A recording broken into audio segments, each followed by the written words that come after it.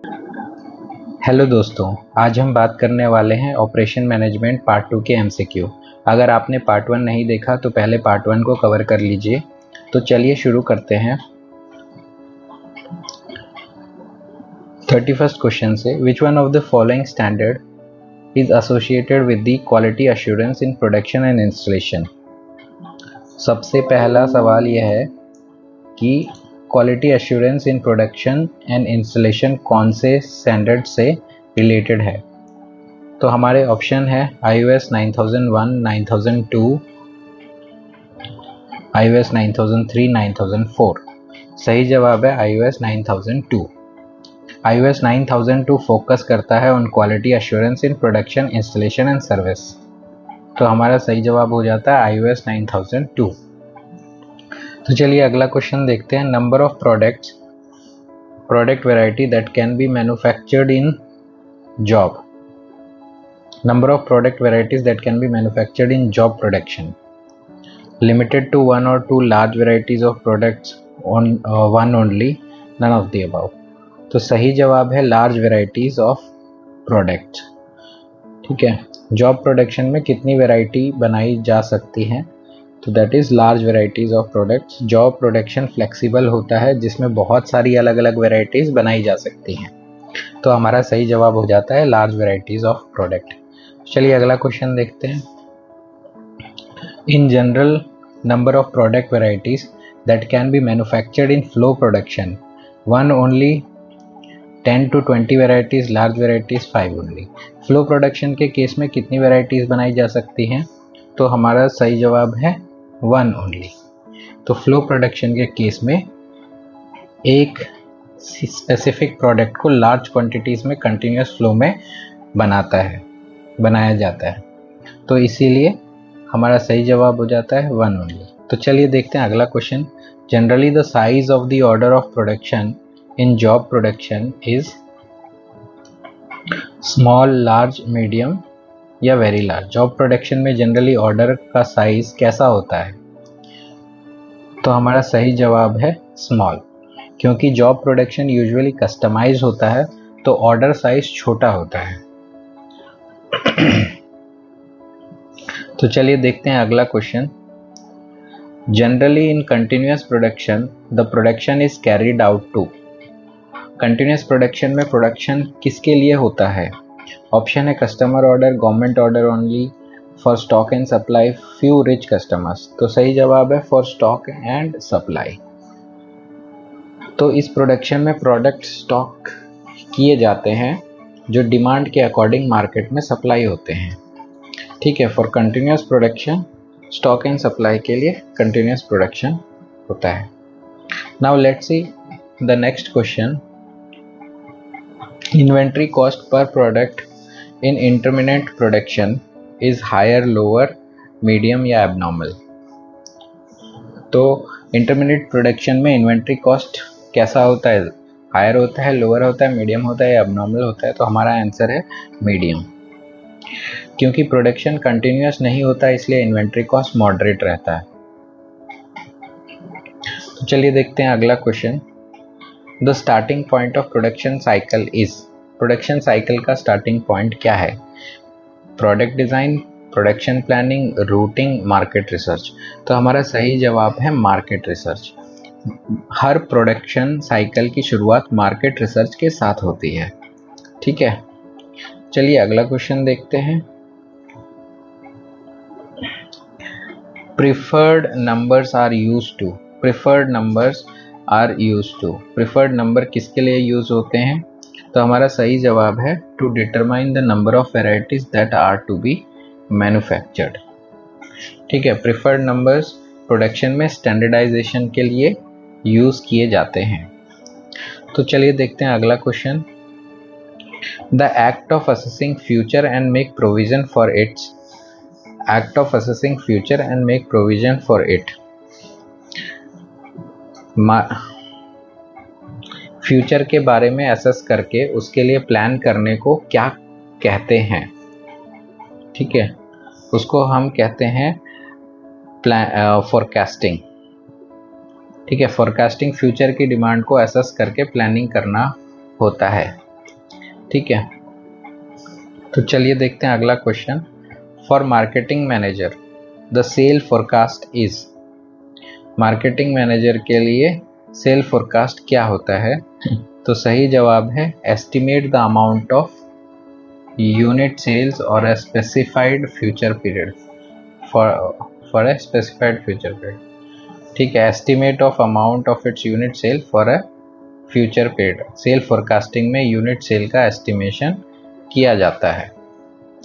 चलिए देखते हैं अगला question. Time horizon selected for forecasting period on. Time horizon forecasting के लिए कैसे सिलेक्ट किया जाता है? तो इसका सही जवाब है the purpose for which the forecast is made. ठीक है, फोरकास्ट का टाइम होराइजन डिपेंड करता है purpose for which the forecast is made, उस पर्पस के लिए जिसके लिए फोरकास्ट बनाया गया है। तो टाइम होराइजन पर्पस के ऊपर डिपेंड करेगा। चलिए देखते हैं अगला question. In general medium range forecasting period will be approximately. कितना होता है मीडियम रेंज फोरकास्टिंग पीरियड? कितना होता है? 5 से 10 साल का, 2 से 3 दिन का, 3 से 6 महीने का, 10 से 20 साल का। तो ये इसका हमारा सही जवाब हो जाता है 3 से 6 महीने का। तो हमारा सही जवाब है 3 से 6 महीने का। Medium range forecasting is usually for few months. तो वो फ्यू मंथ्स के लिए होती है। तो चलिए देखते हैं अगला question. The long range forecasting period में भी approximately. Long range forecasting period जो है वो कितना होता है अप्रॉक्सीमेटली? 1-2 वीक का, 2-3 महीने का, 1 साल का, या अबव 5 ईयर्स का? तो हमारा सही जवाब है अबव 5 ईयर्स का। Long range forecasting typically last करता है मोर देन 5 ईयर्स। ठीक है, वो 5 से ज़्यादा साल के लिए जो भी पीरियड फोरकास्ट की जाती है उसको लॉन्ग रेंज फोरकास्टिंग बोलते हैं। ठीक है,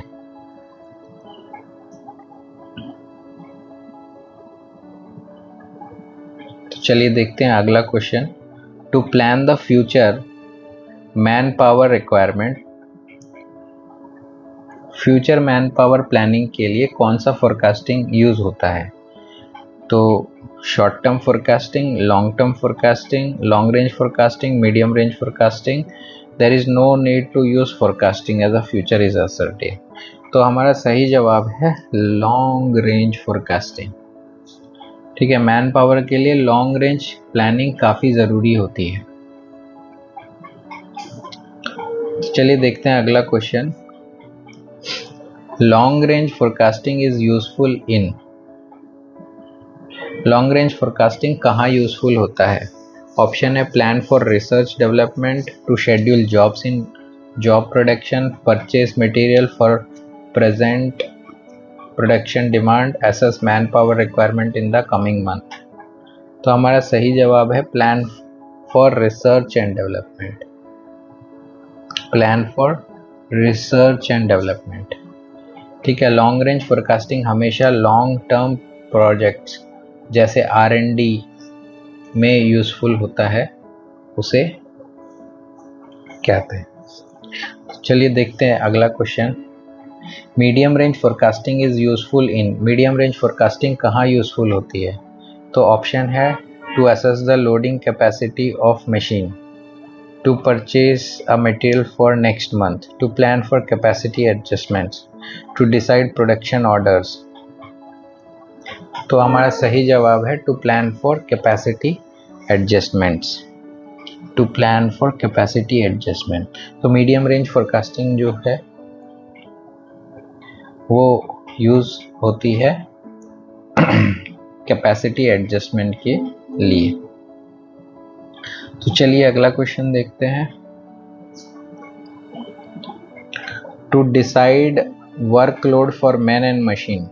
मैन और मशीन के वर्कलोड डिसाइड करने के लिए कौन सा फोरकास्टिंग होता है? Medium range forecasting is used, short term forecasting is used, long range forecasting, a combination of long and medium range forecasting।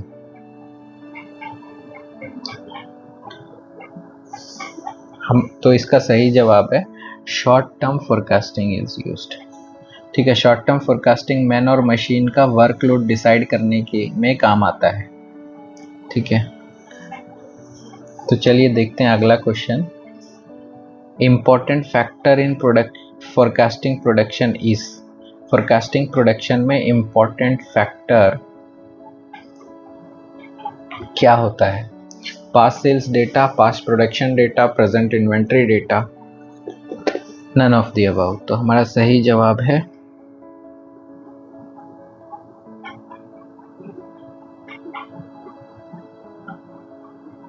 important factors in production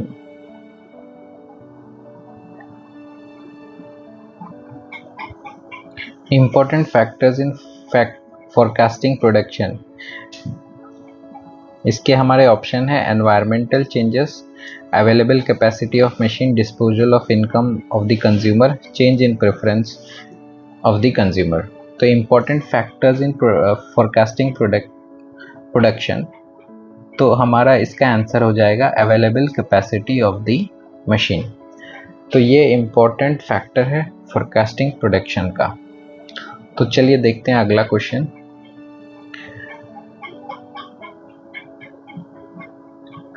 application of technology or a process to the new raw material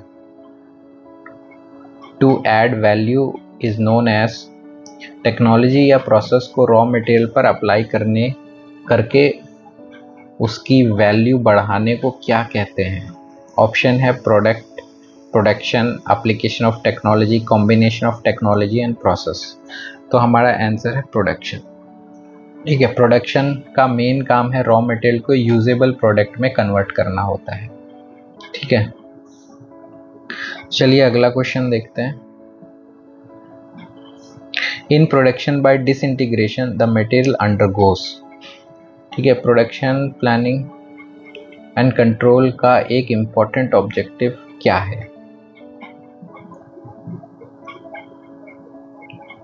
change in economic value only, change in physical and chemical characteristic, change in technology only,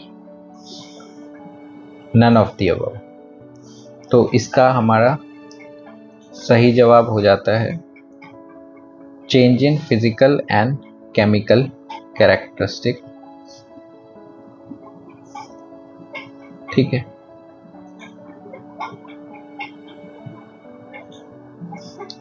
चलिए अगला question देखते हैं। In production by service the product undergoes the changes in, production by service में product कैसे changes से गुजरता है? Option है shape and size of the surface, shape of the surface only, size of the surface only, chemical and mechanical properties. तो इसका सही जवाब है केमिकल एंड मैकेनिकल प्रॉपर्टीज। ठीक है, प्रोडक्शन में, सर्विस में प्रोडक्ट के केमिकल और मैकेनिकल प्रॉपर्टीज में चेंजेस होते हैं। चलिए अगला क्वेश्चन देखते हैं। Use of any process or procedure design to transform a set of input elements into output elements is known as. ठीक है, किसी भी प्रोसेस या प्रोसीजर के इनपुट एलिमेंट्स को आउटपुट एलिमेंट्स में बदलने के लिए यूज करने को क्या कहते हैं? हमारे ऑप्शन है transformation process, transformation of input to output, production, technology change. तो हमारा सही जवाब हो जाता है प्रोडक्शन। यह प्रोसेस इनपुट को आउटपुट में कन्वर्ट करने के लिए डिजाइन किया गया है। चलिए देखते हैं अगला question. Conversion of input into output is known as, input into output is known as, input को आउटपुट में बदलने के को क्या कहते हैं? ऑप्शन है application technology, operation management, manufacturing, product. तो हमारा सही जवाब है ऑपरेशन मैनेजमेंट। इस प्रोसेस में इनपुट को टेंजिबल आउटपुट में बदलना होता है। तो चलिए देखते हैं अगला question. The desire objective of 53rd का conversion of inputs into output, input को आउटपुट में बदलने को क्या कहते हैं? तो इसे हम कहते हैं ऑपरेशन मैनेजमेंट। ठीक है, इस प्रोसेस में इनपुट को टेंजिबल आउटपुट में बदला जाता है।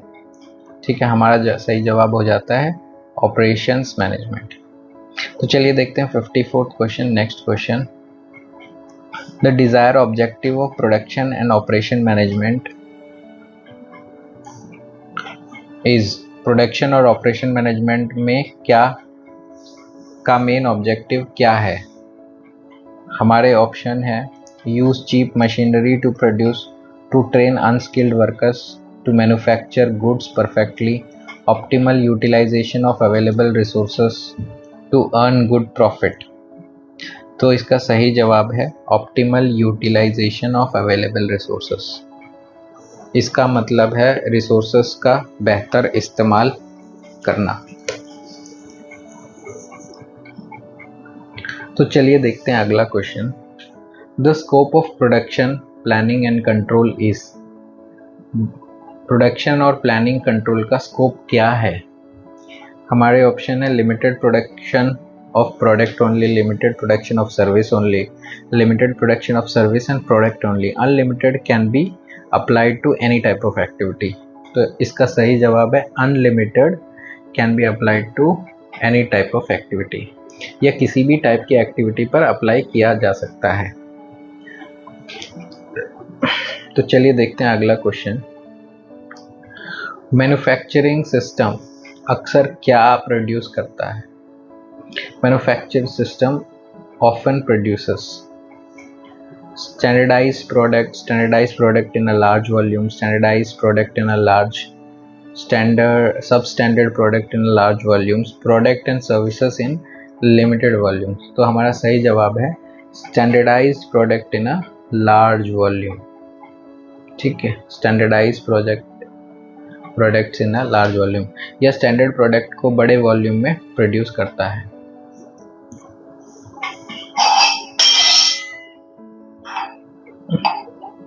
चलिए देखते हैं अगला क्वेश्चन, द डिफरेंस बिटवीन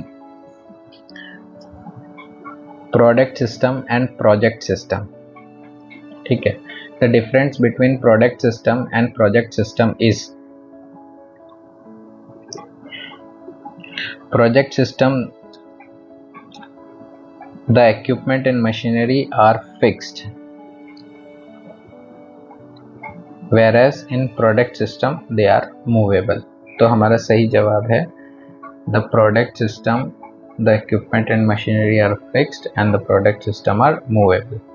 ठीक है, प्रोडक्ट सिस्टम में मशीनरी मूवेबल होती है जबकि प्रोजेक्ट सिस्टम में फिक्स्ड होती है।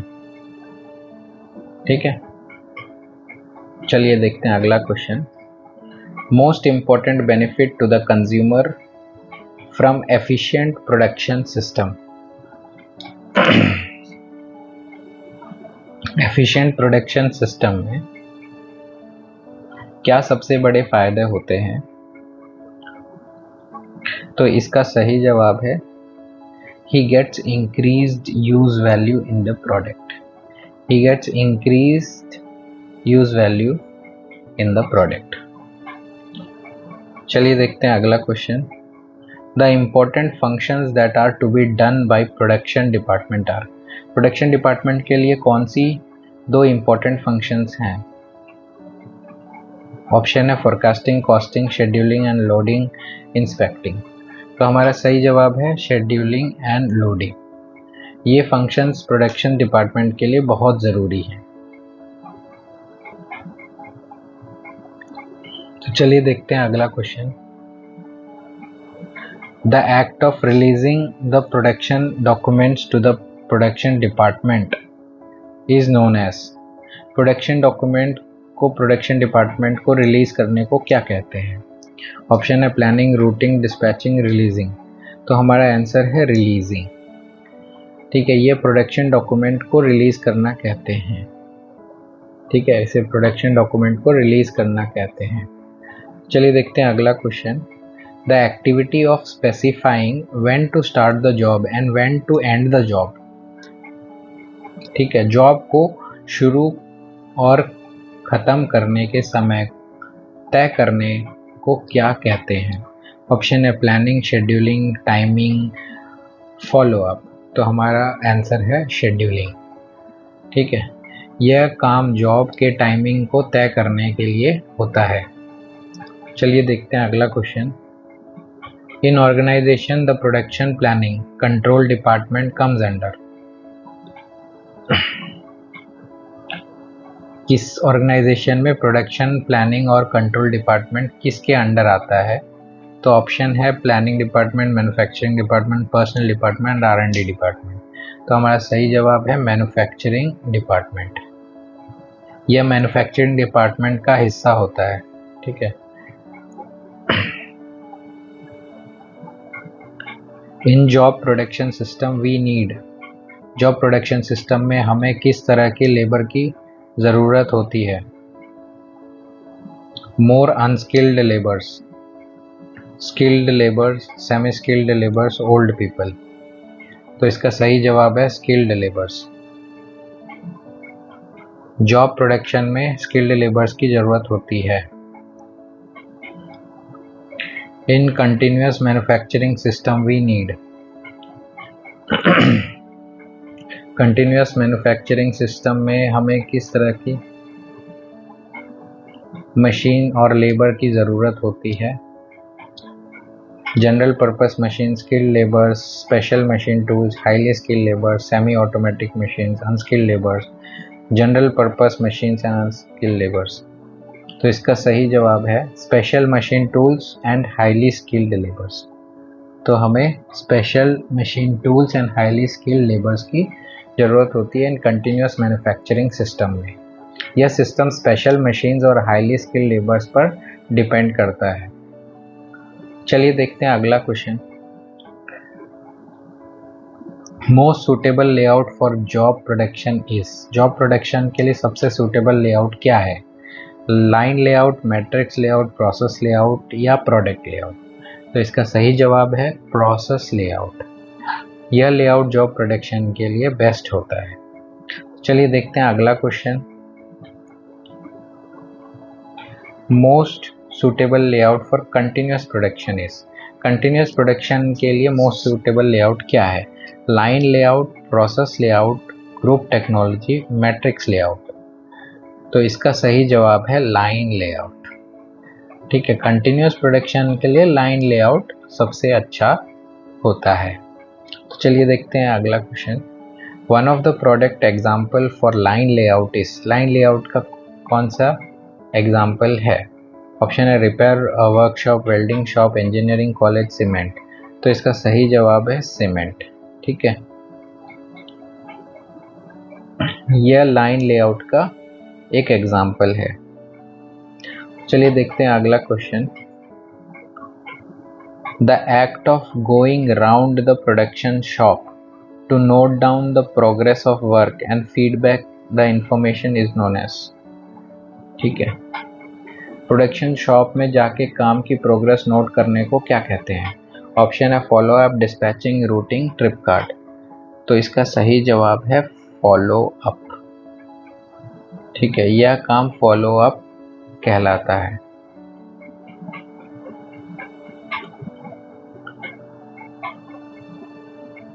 चलिए देखते हैं next question. The line of best fit is another name given to। line of best fit is another name given to। line of best fit किस नाम से भी जाना जाता है? तो इसका सही जवाब है मेथड ऑफ लीस्ट स्क्वायर। ठीक है, मेथड ऑफ लीस्ट स्क्वायर यह लाइन ऑफ बेस्ट फिट का दूसरा नाम है। ठीक है, तो चलिए देखते हैं आज का हमारा लास्ट क्वेश्चन।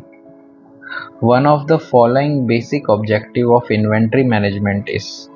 इन्वेंट्री मैनेजमेंट का एक इम्पॉर्टेंट ऑब्जेक्टिव क्या है? तो हमारा इसका सही जवाब है to employ the available capital efficiently so as to yield maximum result.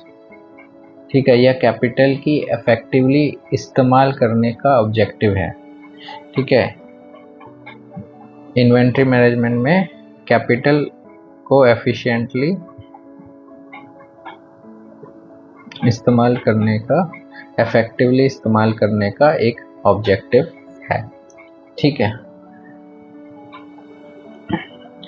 तो ये कुछ हमारे इम्पोर्टेंट एमसीक्यू थे ऑपरेशन मैनेजमेंट के। अगर आपको यह वीडियो पसंद आई हो तो लाइक करें, शेयर करें और चैनल को सब्सक्राइब करें। आपको और क्या टॉपिक्स चाहिए कमेंट में ज़रूर बताएं। Thank you for watching.